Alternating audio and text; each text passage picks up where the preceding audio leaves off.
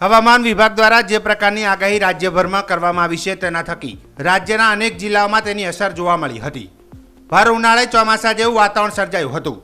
અમુક વિસ્તારોમાં ભારે પવન અને વરસાદના લીધે નુકસાન પણ સર્જાયું હતું.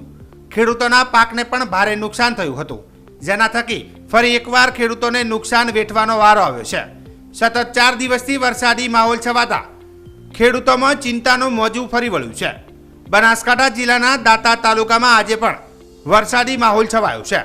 આકાશમાં વરસાદી વાદળો છવાતા દાંતા તાલુકાના વિસ્તારોમાં કમોસમી વરસાદની શરૂઆત થઈ છે. દાંતા અને આજુબાજુ વિસ્તારોમાં ફરી આજે બપોર બાદ ધીમી ધારે વરસાદની શરૂઆત થઈ હતી. દાંતા પંથકમાં સતત ચોથા દિવસે પણ વરસાદની શરૂઆત થઈ છે. અંબાજી દાંતામાં 4 દિવસથી વરસાદ આવતા આજે ચોથા દિવસે ફરી ધીમી ધારે વરસાદની શરૂઆત થઈ છે. દાંતા પંથકમાં ફરી ધીમી ધારે ગાજવીજ સાથે કમોસમી વરસાદ શરૂ થયો છે. દિવસભરની ગરમીના ઉકળાટ બાદ બપોરના સમયે કમોસમી વરસાદની શરૂઆત થતા વાતાવરણમાં ઠંડક પ્રસરી હતી. હજી આકાશમાં કાળા ડિબાંગ વાદળોના કારણે વરસાદ વધવાની શક્યતા પણ સેવાઈ રહી છે.